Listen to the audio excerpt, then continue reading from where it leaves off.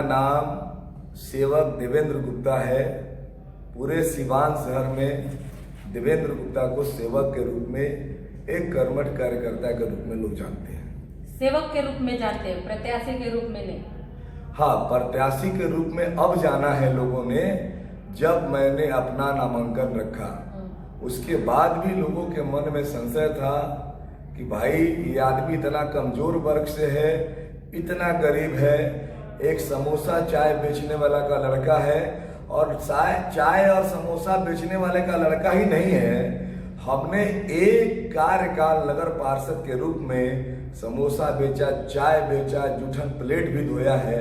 इसलिए लोगों के मन में संशय था कि इस चुनाव में जहां एक तरफ से धन बल बाहुबल का उपयोग होता है, उसमें ये गरीब व्यक्ति कहाँ फिट बैठेगा। इसलिए लोगों के मन में संशय था कि प्रत्याशी बन सकता है कि नहीं। मतलब आप सेवक के रूप में आपको लोग जानते हैं और पहचानते हैं। अब आपने नामांकन किया है तो प्रत्याशी के रूप में लोगों के बीच में आए हुए हैं। लेकिन सर, जब आप मैदान में उतरे ही हुए हैं तो ये बताइए, 105 विधानसभा सीट से अगर आप वो लोग चुन कर लेके आते हैं तो उनके लिए आप विकास कार्य में किस प्रकार से सक्षम रह पाएंगे? देखिए, विकास का जो गाथा है वो मेरे वार्ड से शुरू होता है। इसी तरह से मुझे 2 बार नगर पार्षद वहाँ के मतदाताओं ने बनाया है और तीसरी बार मेरे पत्नी को मतदाताओं ने बनाया है। मैं विकास के लिए सतत प्रयत्नशील रहने वाला व्यक्ति हूँ और यहाँ जो प्रत्याशी हैं वो विकास के नाम पर निराशा उन्होंने जगाया है। लोगों के मन में निराशा ही निराशा दिया है। और एक तरफ दूसरे प्रत्याशी जंगल राज के पर्याय करने वाले राष्ट्रीय जनता दल के एक प्रत्याशी हैं, जिनके कार्यकाल में अपराध और अपराधियों की तूती बोलती थी, हत्या की तूती बोलती थी। ऐसे प्रत्याशी हैं माननीय प्रकाश यादव जी कि विकास ढूंढते रह जाओगे। अगर विकास देखना ही है तो जाके लहेजी उनका मकान देख लीजिए, विकास आपको वहीं दिख जाएगा। सर, हर एक प्रत्याशी उतर के मैदान में यही वादा कर रहा है कि अगर हम अपनी सीटों से जीतते हैं तो हर प्रकार का उनका मान सम्मान और विकास सब चीज दे पाएंगे। निश्चित रूप से लोग कहते हैं जुमलेबाजी करते हैं। कोई जुमलेबाजी नहीं है, जनता जानती है कि कौन जुमलेबाज है। लोग कहते हैं कि आप हमें जिताइए, हम अपराध मुक्त बनाएंगे, हम अपराधियों से संघर्ष करेंगे। लेकिन वो केवल उनके लिए जुमलाबाजी है। वो 10 वर्ष सांसद रहे और लगातार उनके लोगों की ही लगातार हत्या हुई। वो हत्यारों को कुछ बिगाड़ नहीं सके, केवल फूल चढ़ाते हैं। और उनके जो कार्यकर्ता हैं उनको भी वो निराश करते हैं, उनके वादों पर कभी खरा नहीं उतरे।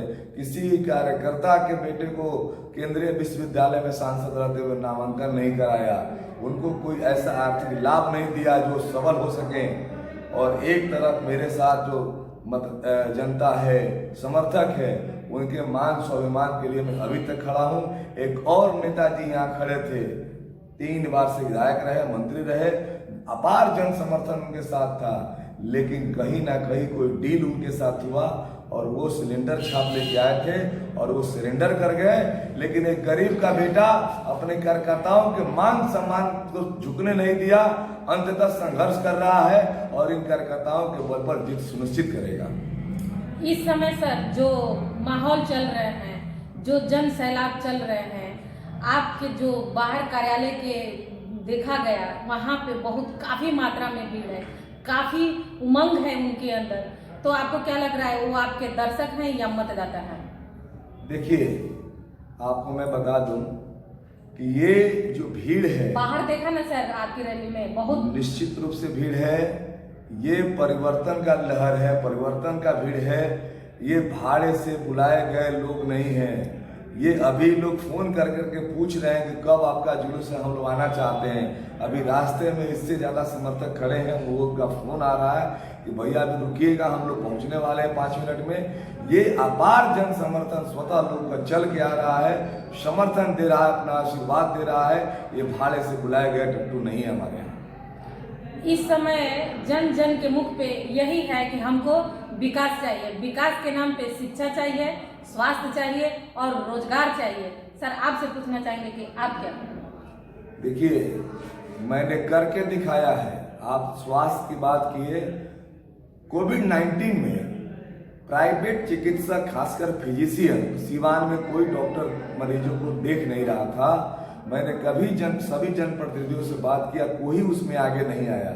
मैंने लगातार जिला पदाधिकारी, सिविल सर्जन और माननीय स्वास्थ्य मंत्री जी से लगातार बात किया, पत्र लिखा और तब जाके सफलीभूत हुआ।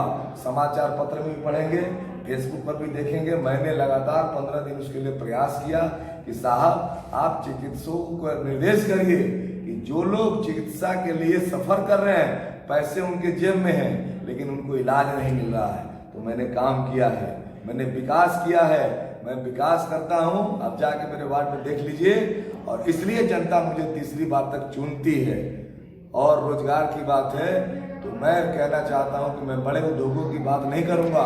सिवान में छोटे छोटे सैकड़ों हजारों उद्योग थे अपने यहाँ। अलता कारखाना था, साबुन का कारखाना था, सिवान में बनियान बनते थे, कालीन बनते थे, अनेकों चीज यहाँ की बनी हुई सुराई इंग्लैंड जाती थी।